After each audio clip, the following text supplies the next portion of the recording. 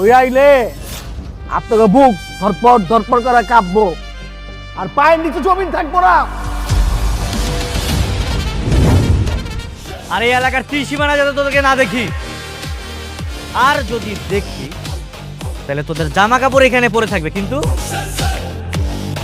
তোরা থাকবি না। আসসালামু আলাইকুম বন্ধুরা, দুনিয়া টাকার গোলাম নাটকের ধামাকা ৮ নম্বর পর্ব দেখার পর যারা আগামী ৯ নম্বর পর্বের জন্য অধীর আগ্রহে অপেক্ষা করছেন, তারা সত্যি একটি সঠিক ভিডিওতে ক্লিক করেছেন।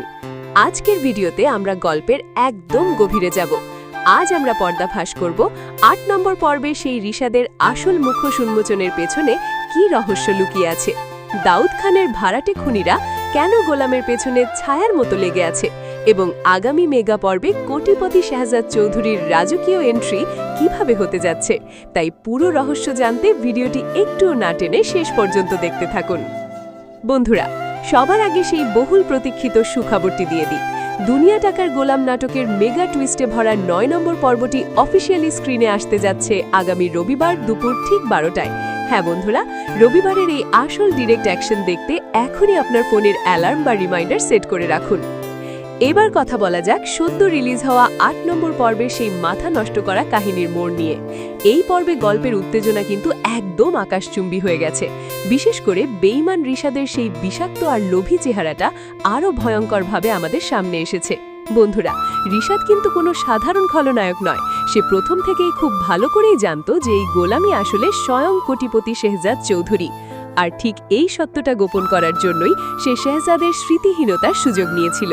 চক্রান্ত করে শেহজাদের সমস্ত জমিজমা, কোটি কোটি টাকার সম্পত্তি লিখে নিয়েছিল এবং তার অসহায় বউকে নিজের কবজায় করে বিয়ে করে বসেছিল। কিন্তু ৮ নম্বর পর্বে রিশাদের সেই সাজানো রাজত্বে যেন বড় একটা ভূমিকম্প হয়ে গেল। রিশাদ যখন দেখল গোলামের স্মৃতিশক্তি হালকা হালকা ফিরে আসতে শুরু করেছে, সে অতীতের কিছু কিছু জিনিস মনে করতে পারছে, তখনই কিন্তু রিশাদের পায়ের তলার মাটি সরে গেছে এবং তার রাতের ঘুম পুরো হারাম হয়ে গেছে। সে খুব ভালো করেই জানে গোলামের স্মৃতি একবার ফিরে আসলে তার এই জালিয়াতি আর বেইমানির সাম্রাজ্য ১ সেকেন্ডেও টিকবে না। আর ঠিক এই জায়গাতেই নাটকে এন্ট্রি নিয়েছে দাউদ খানের সেই ভাড়াটে খুনিরা। ৮ নম্বর পর্বে স্পষ্ট দেখা গেছে দাউদ খানের গুন্ডারা আবারও গোলামের আশেপাশে ঘুরঘুর করছে। রিশাদ নিজের পাপ ঢাকতে এবং দাউদ খান শাহজাদ চৌধুরীর সেই হাজার কোটি টাকার ব্যবসা চিরতরে গ্রাস করতে আবারও একজোট হয়েছে। তারা দুজনেই এখন মরিয়া হয়ে উঠেছে যাতে গোলামকে দুনিয়া থেকে চিরতরে সরিয়ে দেওয়া যায়। ওদিকে মির্জাবাড়ির লোকগুলোও কিন্তু টাকার গরমে গোলামের ওপর প্রতিনিয়ত মানসিক ও শারীরিক অত্যাচার চালিয়েই যাচ্ছে। কিন্তু বন্ধুরা, অন্যায়ের দেয়াল যত শক্তই হোক না কেন, তা কিন্তু একবার না একবার ভাঙবেই।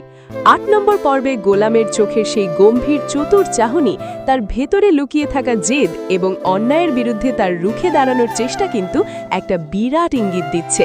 মির্জাবাড়ির কাজের লোক সেজে থাকা এই গোলামের ভেতরের ঘুমন্ত সিংহ কিন্তু এবার পুরোপুরি জেগে ওঠার জন্য ছটপট করছে। আর এই সব কিছুর মোক্ষম জবাব এবং চূড়ান্ত বিস্ফোরণ আমরা দেখতে পাব আগামী ৯ নম্বর পর্বে। রবিবার দুপুর ১২টার সেই মেগা পর্বে মির্জাবাড়ির অহংকারী লোকগুলোর পাশাপাশি বেঈমান রিশাদ এবং খলনায়ক দাউদ খানের সেই সাজানো রাজত্ব একদম ওলটপালট হয়ে যেতে চলেছে। কারণ আমাদের বিশ্লেষণ অনুযায়ী ৯ নম্বর পর্বে গোলাম হয়তো দাউদ খানের সেই ভাড়াটে খুনিদের মুখোমুখি হবে এবং মারামারি বা কোনো বড় আঘাতের মাধ্যমে তার হারিয়ে যাওয়া স্মৃতিশক্তি এক ঝটকায় পুরোপুরি ফিরে পাবে।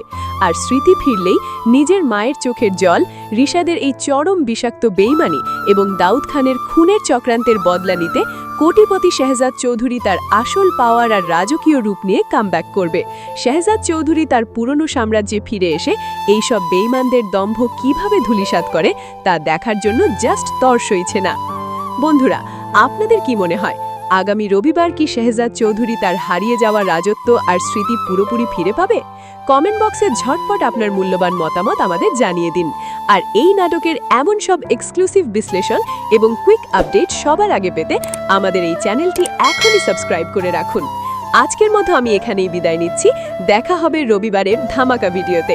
সবাই ভালো থাকবেন, সুস্থ থাকবেন। আল্লাহ হাফেজ।